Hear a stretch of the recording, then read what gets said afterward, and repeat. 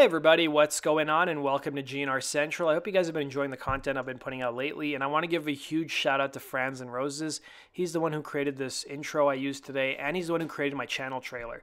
So big shout out to Franz. He originally had the instrumental of the garden on the trailer, but I had to remove it because of all the BS that's going on with YouTube, so I didn't want to get in any trouble. So we've got some follow-up from that video I did a couple days ago where it was rumored that Guns N' Roses were going to be contributing a track to the T-Rex tribute album. So it was rumored that they were going to be doing a cover of Children of the Revolution.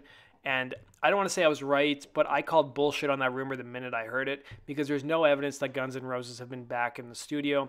And today we had official confirmation that Guns N' Roses will not be involved with the project. So Mitch Lafon, who's the rock journalist who broke the story, he's had an okay record on breaking news stories regarding Guns N' Roses. He broke the story about the Appetite for Destruction box set, but he's also been wrong about some other stuff too. So Hal Wilner, who's the producer for the upcoming T-Rex tribute record, basically sent Mitch Lafon the following note about the unsubstantiated report of Guns N' Roses' involvement. He said, "Hi Mitch, I just wanted to clear up a big rumor that you wrote about Guns N' Roses recording Children of the Revolution for BMG and my Bolin project. They are not on the record. In fact, Children of the Revolution is done by Kesha with a live orchestra that features Wayne Kramer and LA's Jack Shit band that has members of Elvis Costello's and Jackson Brown's bands. There is a rumor that Axl recorded that song for a different Bolin project without GNR, but again, it is not ours. Our project is done and BMG is putting it out in March or April. It's called Angel-Headed Hipster, Another Look at Mark Bolan." So the title comes from Allen Ginsberg's Howl poem, and some of the artists that are featured are Mark Almond, Nick Cave, Perry Farrell, Foo Fighters, Emily Haynes, Joan Jett, Father John Misty, Todd Rundgren, Peaches, Bjorn, Nana, and more. And there's apparently 27 tracks over 2 CDs, vinyl, and all other ways. So just wanted to give you the real info. Much love, Hal Wilner. Oh, and U2 with Elton John too. So there you guys have it. I knew that this was bullshit, but I'm kind of surprised that he brought up this whole thing with Axl possibly working on a track without GNR for a separate Mark Bolan project. Now, I've never heard that rumor before. I don't know if he just stoked the fire once again by putting that in the message. So let me know your guys' thoughts with that news. Turning now to some stuff that's not really Guns N' Roses related, but I thought something you guys might be interested in hearing about, is that the Rock and Roll Hall of Fame has revealed which band received the most fan votes for their 29 class. So Def Leppard showed up, basically their fans showed up when it came to voting for the 2019 class of the Rock and Roll Hall of Fame. The legendary group won the fan vote with 547,647 votes, which accounted for 17% of all votes cast. So according to Cleveland.com, the British Rockers topped the tally, followed by Stevie Nicks, who had about 428,000 votes, Todd Rundgren, who had about 365,000, the Zombies had 329,000, and the Cure had 264,000 to win the fan vote. So Rage Against the Machine finished 9th in fan voting with only 148,000 votes, while the likes of Radiohead, Kraftwerk, and MC5 followed. So 5 artists with the most fan votes are put on a single ballot, which is the same as all the other artists on the shortlist. So historically speaking, the top 3 or 4 artists with the most fan votes are typically inducted, but it's not a sure thing that even Def Leppard will get the call. So frontman Joe Elliott said that they're cautiously optimistic about the possibility of being enshrined into the hall, even though he once said the band would politely refuse the Rock and Roll Hall of Fame induction.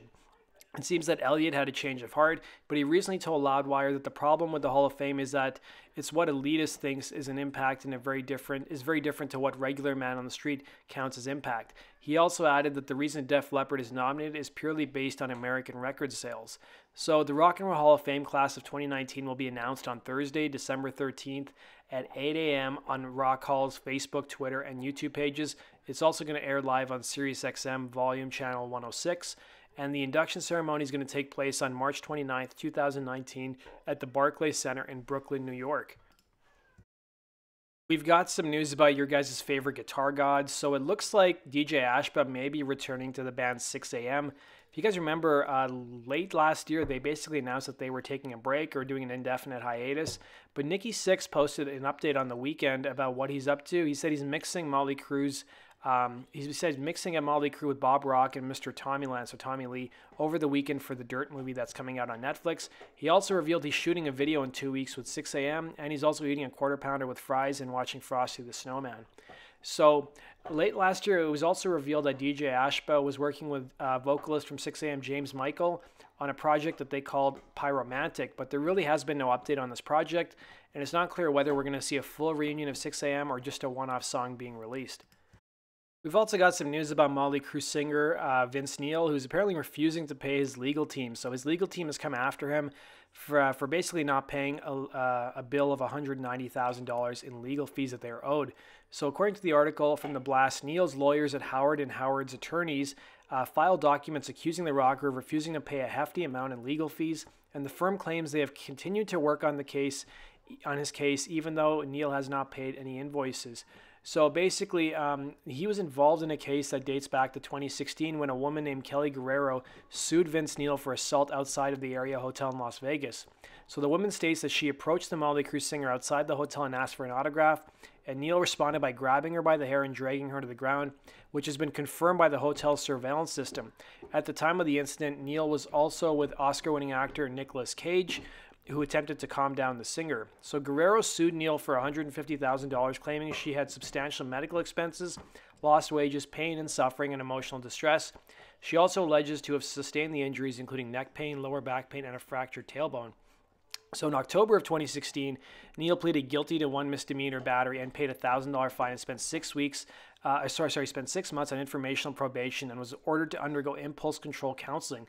Meanwhile, the personal injury case was still ongoing and claims that Neil was severely intoxicated and or under the influence of powerful drugs, and brings up the singer's 1984 vehicular manslaughter incident, which he killed Hanoi Rocks' drummer Nicholas Razzle Dingley. The assault of the sex worker at the Moonlight Bunny Ranch in 2004, they brought that up as an example of the long history of self-centered, irresponsible, drunken, and violent behavior.